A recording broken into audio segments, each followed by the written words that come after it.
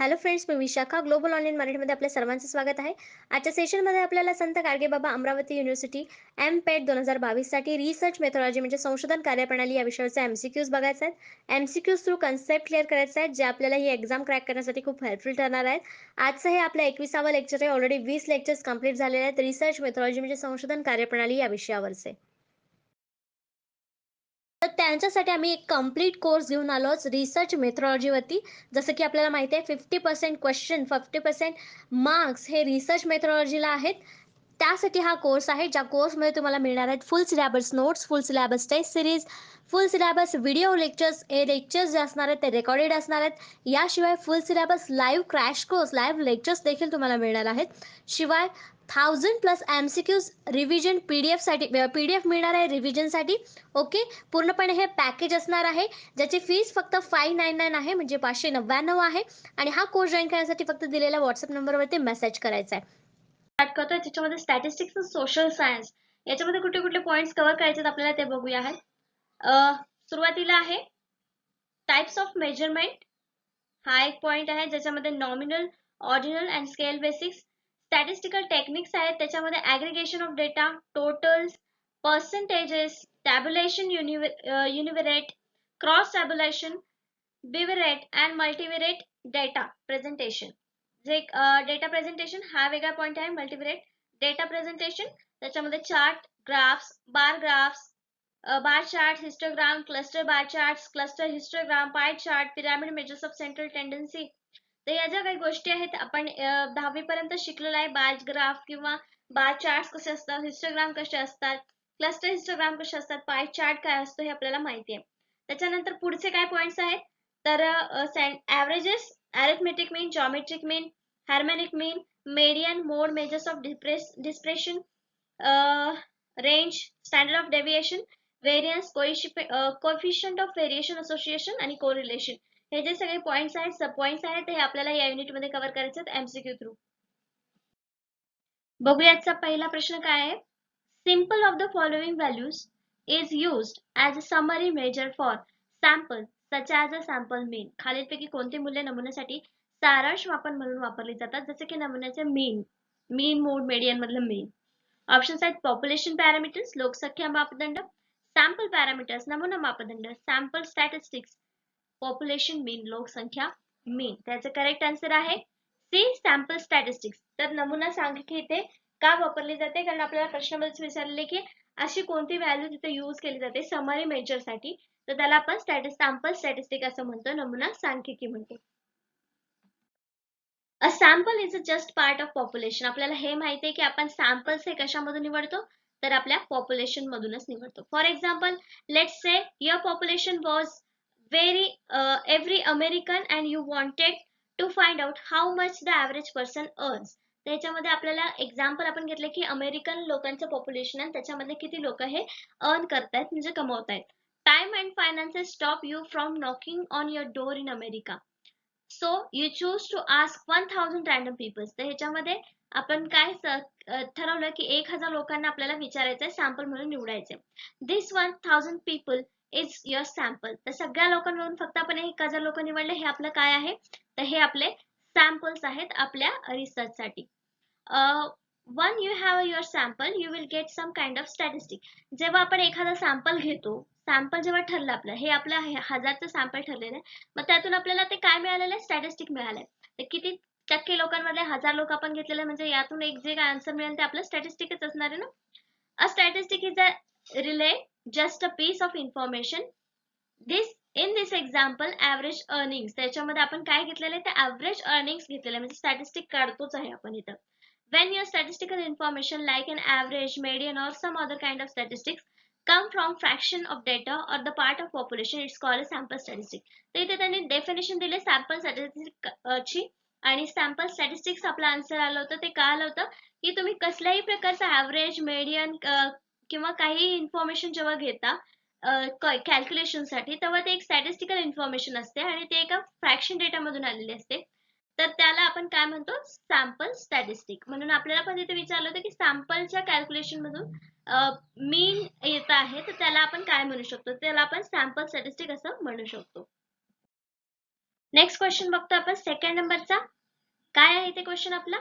Which of the following is a branch of statistic. तर आपल्याला statistic वरचेच questions बघायचा. आपला विषयाचा आहे स्टॅटिस्टिक्स, सोशल सायन्सेसशी रिलेटेड स्टॅटिस्टिक्सचा, आणि त्याच्यावरच एमसीक्यू आहे. Which of the following is branch of statistic. खालीपैकी कोणती सांख्यिकी शाखा आहे किंवा सांख्यिकीय अभ्यासाची शाखा आहे.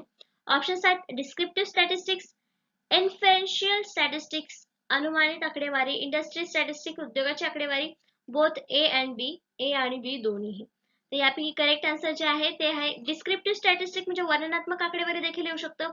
एखाद्या पॉप्युलेशनचं वर्णन करायचं आहे आणि त्यातून सगळे जी आकडेवारी आपण देणार आहे तर ते डिस्क्रिप्टिव्ह असणार आहे, म्हणजे डिस्क्रिप्टिव्ह स्टॅटिस्टिक येतात. आणि इन्फेरेन्शियल स्टॅटिस्टिक म्हणजे अनुमानित आकडेवारी असते.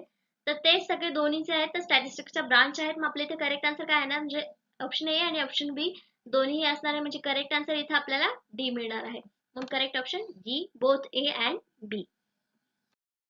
What are the descriptive statistic. आता ह्या दोन ब्रांच आहेत, पण या दोन्हीमध्ये काय स्टॅटिस्टिक्स असतं ते बघूया आपण. What are the descriptive statistic.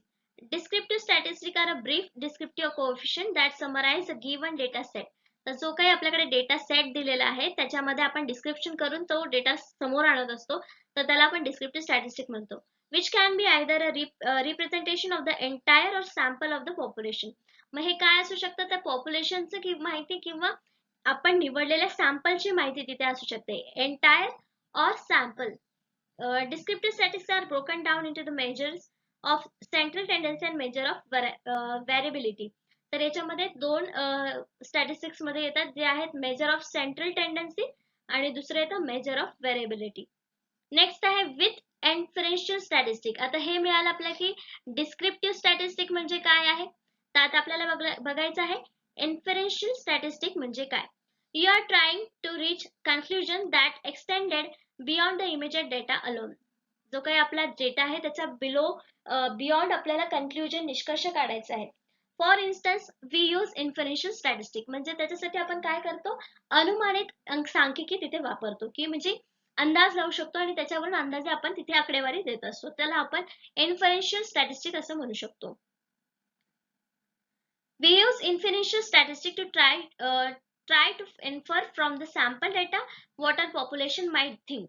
तर पॉप्युलेशन काय विचार करत त्याच्यावरून आपण सॅम्पल डेटावरून ते अनुमानित करतो. Or we use inferential statistic to make judgments of the probability that an observed difference between groups is an dependable one or one that might have happened by chance in this study.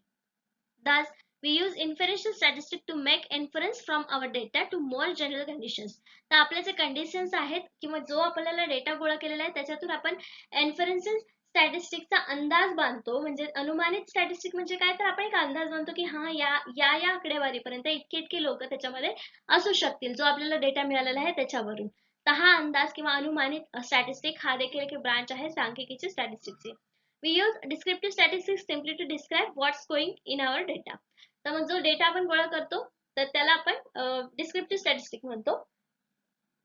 दुसरं इन्फरेन्शियल statistic म्हणजे काय, तर ते काही वेळेला conclusion लवकर काढायचं असतं आपल्याला मिळालेल्या डेटाच्या पलीकडे, त्यावेळेस आपण या प्रकारचं स्टॅटिस्टिक यूज करत असतो.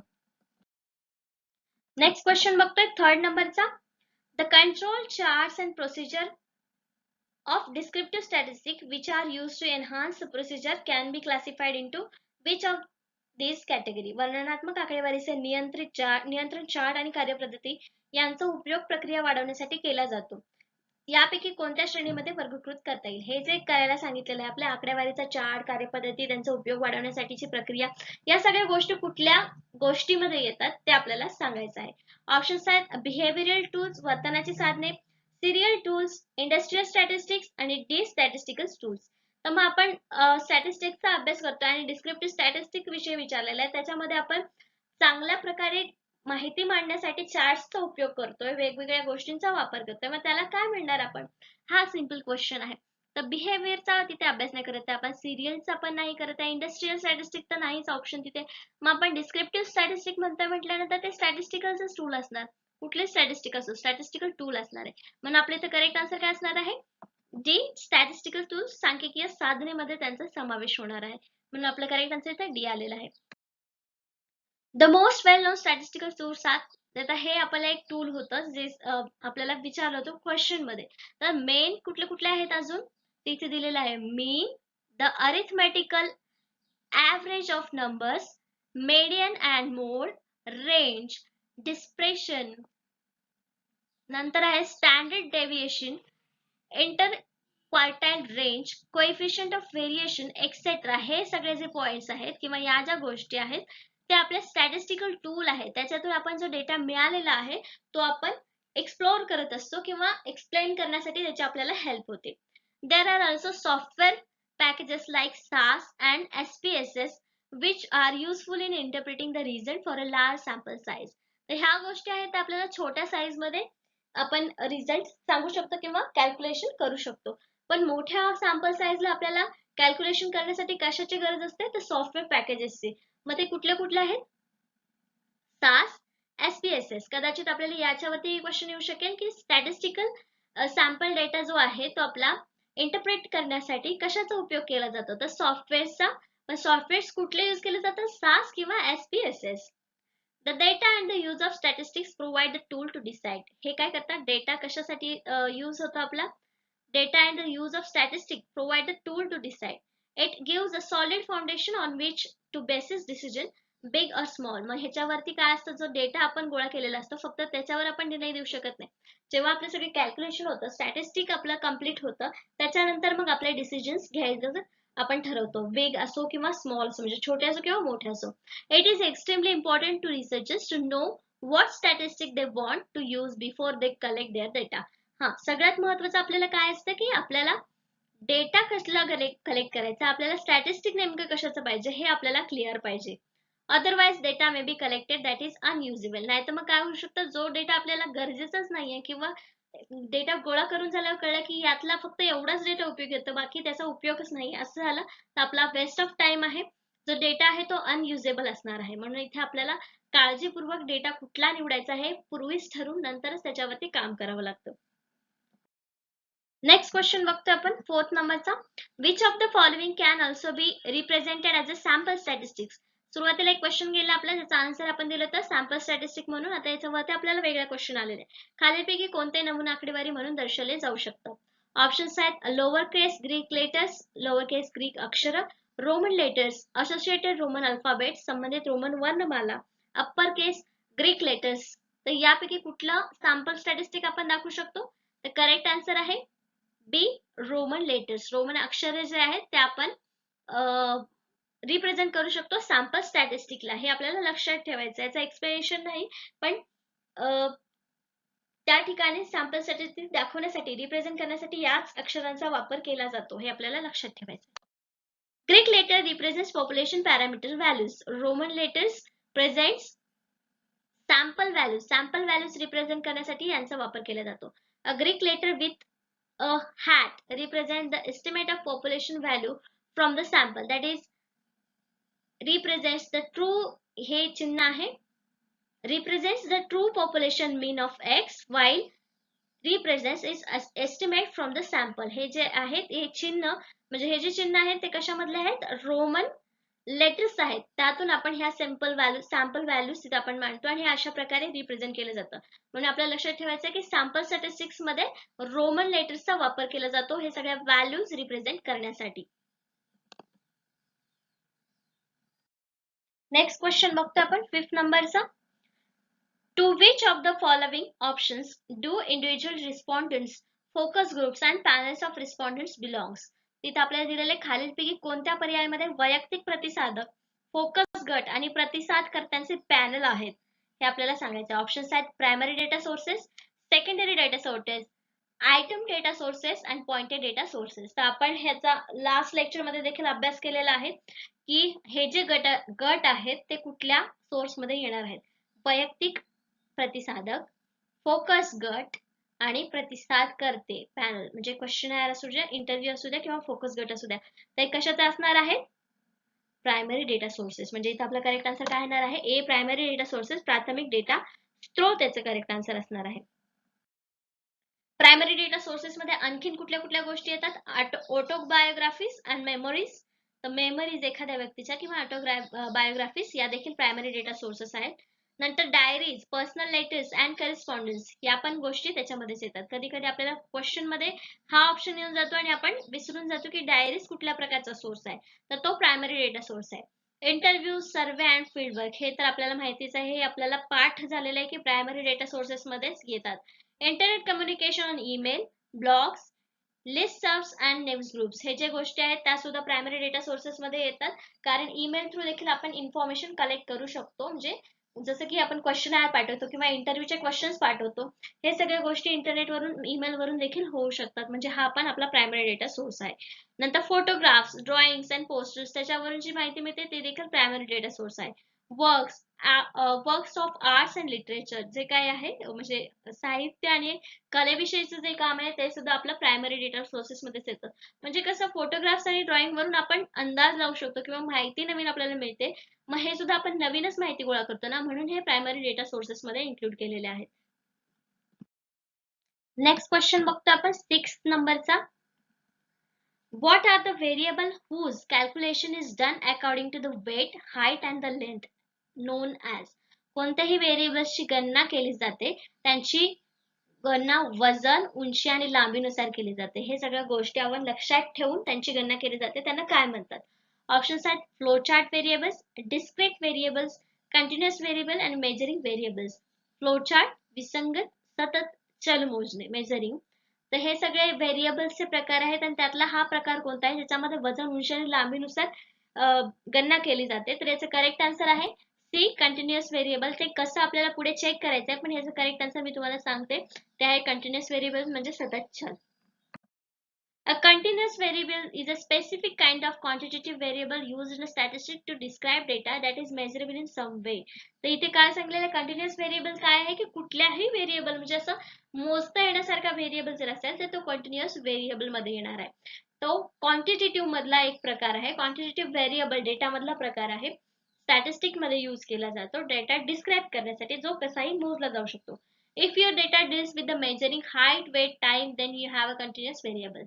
जर तुमचा जो डेटा आहे टाइम, हाईट म्हणजे उंची, वजन याविषयी जर काही माहिती देत असेल तर तो एक कंटिन्युअस व्हेरिएबल आहे असं आपण म्हणू शकतो. A variable is set to be continuous if it can assume an infinite number of real values. म्हणजे अ व्हेरिएबल जे कंटिन्युअस व्हेरिएबल अशा वेळेस सुद्धा उपयोगी केला जाऊ शकतो किंवा कन्सिडर केला जाऊ शकतो जेव्हा तिथे आपण अज्युम करतो की तो इनफायनाइट आहे किंवा नंबर ऑफ रिअल व्हॅल्यूज आहे, कुठलाही एक नंबर आहे, तेव्हा तो एक continuous variableच असतो. Example of continuous variable are distance, age, temperature. For example, the height of the student is a continuous variable because a student may be 1.6321748755. हे continuous variable आहे. इथे म्हणजे संपत नाही आहे, इनफायनाइट जरी असलं तरी हा एक नंबर आहे, म्हणून याला आपण कंटिन्युअस व्हेरिएबल असं इथे कन्सिडर करू शकतो. नेक्स्ट क्वेश्चन आपण बघतोय 7th नंबरचा. Which method used to examine inflation rate anticipation, unemployment rate and capacity utilization to produce products? महागाई दराचा अंदाज, बेरोजगारी दर आणि उत्पादने तयार करण्यासाठीची क्षमता वापर करण्यात तपासण्याची कोणती पद्धत वापरली जाते? तर या काही गोष्टी आहेत, याच्यामध्ये मोजण्यासाठी कुठली पद्धत वापरली जाते? ऑप्शन्स आहेत डेटा एक्सपोर्टिंग टेक्निक्स, डेटा निर्यात करण्याचे तंत्र, डेटा इम्पोर्टिंग टेक्निक्स, डेटा आयात करण्याचे तंत्र, फॉरकास्टिंग टेक्निक पूर्वानुमान तंत्र, डेटा सप्लाय टेक्निक्स, डेटा पुरवण्याचे तंत्र. तर ही एक नवीन कन्सेप्ट आहे, पण याचं करेक्ट आन्सर आहे सी, फॉरकास्टिंग टेक्निक. तर त्या गोष्टीला आपण काय म्हणतो, फॉरकास्टिंग टेक्निक, पूर्वानुमान तंत्र असं म्हणतो. तर ते कसं ते आपण बघूया. Forecasting is a technique that uses historical data as input to make informed estimates that are predictive in determining the direction of future trends. तर त्यांनी आपल्याला बेरोजगारीचा अंदाज घ्यायला सांगितलेला आहे किंवा एखाद्या गोष्टीचं उत्पादन करण्याची क्षमता किती याचा अंदाज घ्यायला लागेल. मग आपल्याला सुरुवातीला काय करावं लागेल की आधी त्यांनी किती उत्पादन केलं होतं, आधीचा बेरोजगारी दर का होता, आधीची एम्प्लॉयमेंट किती होती, या सगळ्या गोष्टींचा आपण अभ्यास करतो आणि नंतर पुढे मग त्याचा अंदाज लावून त्याचा कॅपॅसिटी किती आहे हे सगळं आपण मोजत असतो. म्हणजे या प्रकारे या टेक्निकने ते मोजत असतो. मग त्या टेक्निकला काय म्हणतो आपण, फॉरकास्टिंग टेक्निक. तर हे आपल्याला याच्यात सांगितलेलं आहे. Business utilize forecasting to determine how to allocate their budgets or plan for anticipated expense and upcoming period of the time. तर बिझनेस मध्ये या प्रकारचं टेक्निक आपण वापरत असतो, कारण मागच्या वेळेस आपल्याला किती बिझनेस मध्ये फायदा झालाय, किती तोटा झालेला आहे, कुठलं बजेट आपण दिलं होतं ते बजेट व्यवस्थित होतं की नाही, हे सगळं आपल्याला मागच्या गोष्टीवरून पुढच्या फ्युचरच्या गोष्टीसाठी प्लॅनिंग करण्यासाठी किंवा पुढचा एक्सपेन्स आपल्याला काढण्यासाठी त्याचा वापर करावा लागतो. त्या टेक्निकला फोरकास्टिंग टेक्निक म्हणतात.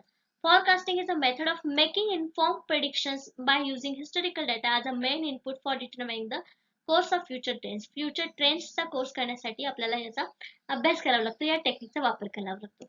Companies use forecasting for many different purposes such as anticipating future expenses, आणि तेच माहिती आपल्याला इथे पण दिलेली आहे की कंपनीचा एक्सपेन्स आणि प्लॅनिंग करण्यासाठी या प्रकारचं टेक्निक आपण यूज करत असतो. नेक्स्ट क्वेश्चन बघतो आपण 8 नंबरचा.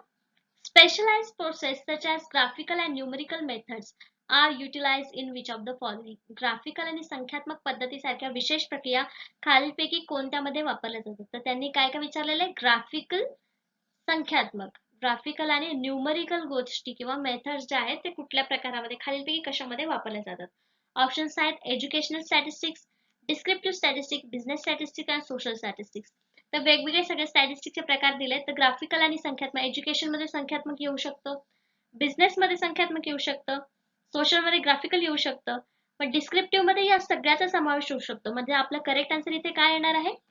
बी, डिस्क्रिप्टिव्ह स्टॅटिस्टिक. डिस्क्रिप्टिव्ह स्टॅटिस्टिक मध्ये हे पण येऊ शकतं, हे पण येऊ शकतं आणि हे पण येऊ शकतं, म्हणून आपला करेक्ट आन्सर इथे बी आलेला आहे. सगळ्याचा समावेश याच्यामध्ये होतो. ग्राफिकल आणि संख्यात्मक पद्धतीचा यामध्ये वापर केला जातो. A descriptive statistic is a summary statistic that quantitatively describe and summarize features from the collection of information, while descriptive statistics is a process of using and analyzing those statistics. तर त्यांनी सांगितले की डिस्क्रिप्टिव्ह स्टॅटिस्टिक्स मध्ये काय येते? सगळी quantitative माहिती आपल्याला येते, डिस्क्राइब केलेली, समराइज केलेली, शॉर्ट केलेली, किंवा त्याचे फीचर्स काय असतील ते सगळी इन्फॉर्मेशन आपण डिस्क्रिप्टिव्ह स्टॅटिस्टिक्स मध्ये देऊन टाकतो. आणि डिस्क्रिप्टिव्ह स्टॅटिस्टिक्स ही एक प्रोसेस आहे आपला डेटा जो आहे, स्टॅटिस्टिक्स जे आहे ते विश्लेषण करण्याची. Descriptive statistics are used to describe the summarize the characteristics of sample or data set. जो डेटा सेट आहे, सॅम्पल आहे, त्याचं कॅरेक्टरिस्टिक्स, वैशिष्ट्य काय आहेत हे समराइज करणं किंवा डिस्क्राइब करणं, हे डिस्क्रिप्टिव्ह स्टॅटिस्टिक्सचं काम आहे. समराइज करणं किंवा डिस्क्राइब करणं.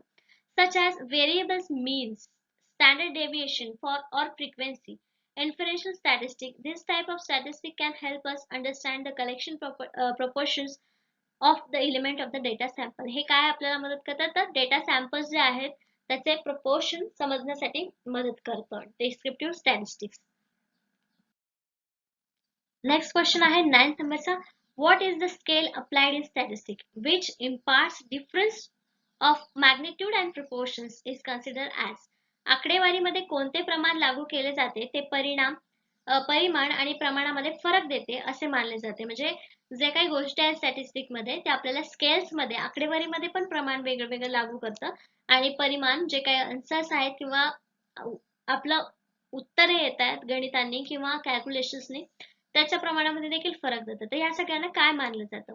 ऑप्शन्स आहेत एक्सपोनेन्शियल स्केल, घातांक प्रमाण, गुडनेस स्केल, चांगुलपणाचे प्रमाण, रेशियो स्केल आणि सॅटिस्फॅक्टरी स्केल. तर हे सगळ्या जे गोष्टी आहेत, एक्सपोनेन्शियल स्केल, गुडनेस स्केल आणि सॅटिस्फॅक्टरी स्केल, हे आपण रिलेटेड टू सोशल सायन्सेस किंवा सोशल सब्जेक्ट, सोशल रिसर्चशी रिलेटेड करू शकतो. पण हे जेव्हा स्टॅटिस्टिक्स रिलेटेड असतं तेव्हा ते एक रेशियो स्केल आपण त्याला म्हणतो, एक प्रमाण त्याला म्हणतो. म्हणून याचं करेक्ट आन्सर इथे सी आहे. रेशियो स्केल, प्रमाण याला आपण म्हणतो, जे आपल्याला सगळ्या कॅल्क्युलेशन्स मध्ये, आकडेवारीमध्ये प्रमाण लागू करून देते किंवा परिमाण आणि प्रमाणामध्ये फरक देते. Ratio scale. आता रेशियो स्केल म्हणजे काय नेमकं समजून घ्यायचं आहे. A ratio scale is a most informative scale as it tends to tell about the order and the number of the object. तर रेशियो स्केल नेमकं आपल्याला काय सांगते? Order and the number of the object between values of the scales. The most common example of these scales are height, money, age, weight scale. तर आपल्याला याच्यामध्ये ratio scale नेमकं काय सांगतं? एखादा नंबर आहे, ऑर्डर आहे आणि नंबर आहे, त्यांच्यामधला फरक किंवा व्हॅल्यू मधला फरक हे सांगण्याचं काम आपल्याला रेशियो स्केल करतं. आणि एक्झाम्पल काय आहे? तर हाईट, मनी, एज, वेट. जसं की इथं म्हणतो आपण दोन मुलांचं उदाहरण घेतो की याची हाईट एवढी आहे आणि त्याची हाईट एवढी आहे, तर दोघांचा रेशियो आपण काढू शकतो. हे सगळं रेशियो स्केलनुसार चालत असतं. A ratio scale is quantitative scale where there are there is a true, zero and equal intervals between neighbouring points. त्याच्यामध्ये आपल्याला रेशो स्केल ही कशाशी रिलेटेड, क्वांटिटेटिव्ह स्केलशी रिलेटेड आहे. देर is a true, zero and equal intervals between neighbors points. Unlike on an interval scale, a zero on a ratio scale means there is a total absence of the variables you are measuring. तर zero पासून start होतात आणि zero म्हणजे काय, तिथं variables अजिबात नाही. absence of variables. Length, area and the population are the examples of ratio scale. तर ह्याच्यामध्ये देखील आपण रेशिओ स्केल्सचा वापर केला जातो असं आपण सांगू शकतो. नेक्स्ट क्वेश्चन बघतोय आपण 10 नंबरचा. Review of performance appraisal, labor turnover rates, planning of incentives and training program are the example of which of the following. कामगारी मूल्यांकनाचा आढावा. इथे पण आपण स्टॅटिस्टिक यूज करणार आहे. काय काय घेतलंय तर परफॉर्मन्स अप्रायझल, नंतर टर्नओव्हर घेतलाय, कामगार उलाढालीचे दर, प्रोत्साहनाचे नियोजनाचे प्रशिक्षण कार्यक्रम. यापैकी खालीलपैकी कोणत्या गोष्टीचे उदाहरण आहेत. तर हे पण आकडेवारीच आहे, याच्यामध्ये पण आपल्याला मॅनेजमेंटच करायचं आहे. पण यापैकी करेक्ट आन्सर कोणता आहे ज्याच्यामध्ये या सगळ्याला आपण म्हणतो. ऑप्शन्स आहेत statistic in production, statistic in marketing, statistics in finance, statistics in personal management. त्याचं करेक्ट आन्सर काय येणार आहे. करेक्ट आन्सर आहे D, statistical in personal management, कर्मचारी व्यवस्थापनातील आकडेवारी ज्याला आपण म्हणतो. का तर याच्यामध्ये आपण सगळं कामगारांशी रिलेटेड त्यांनी विचारलेल्या गोष्टी की परफॉर्मन्स अप्रायझल म्हणजे कामगार जे काम करतात त्यांच्या परफॉर्मन्सचा अप्रायझल करायचं आहे. त्याच्यानंतर त्यांचं टर्न ओव्हर कसं आहे, रेट काय आहे, तो सगळा अभ्यास करायचा आहे. मग ह्याला काय म्हणतात, हे एक प्रकारचं स्टॅटिस्टिक्स आहे, पण या प्रकाराला काय म्हणतात, ही उदाहरणं कशाची आहेत तर ती आहेत पर्सनल मॅनेजमेंट, कर्मचारी व्यवस्थापनातील आकडेवारी याला आपण असं म्हणतो. म्हणजे करेक्ट आन्सर डी आलेला आहे. The statistics help to understand, capture and predict the randomness of our world. The main statistic काय करतं आपल्याला की जगाबद्दल किंवा रँडमनेस बद्दल जगाच्या सगळ्या माहिती सांगण्यासाठी आपल्याला हेल्प करतं statistics. It can reduce risk by estimating uncertainties and several hidden aspects in day to day HR process. तर ह्या सगळ्या गोष्टी कशामध्ये होतात, आपल्या डेली HR प्रोसेसमध्ये देखील गोष्टी होत असतात. Statistical analysis provides a framework for organizing data. तर हे अनालिसिस काय करतं, अजून तर एक फ्रेमवर्क देतं आपल्याला कुठलाही डेटा ऑर्गनाइज करण्यासाठी, डेटा विश्लेषण करण्यासाठी आणि examining business problems in a logical and systematic way. तर जे बिझनेस मधले प्रॉब्लेम्स आहेत ते सुद्धा समजण्यासाठी, त्याला तर्क लावण्यासाठी सिस्टमॅटिक वे आपल्याला स्टॅटिस्टिक्स देत असतात. With the tremendous trades in the computer technology that have taken place. त्याच्यामध्ये टेक्नॉलॉजीने सुद्धा जागा घेतलेली आहे. जसं की आपण सॉफ्टवेअर बघितले SAS आणि SPSS, हे या प्रकारचे सॉफ्टवेअर्स आहेत जे आपल्याला स्टॅटिस्टिक अनालिसिस करण्यासाठी मदत करतात, जे बिझनेस मध्ये आपल्याला उपयोग येतात.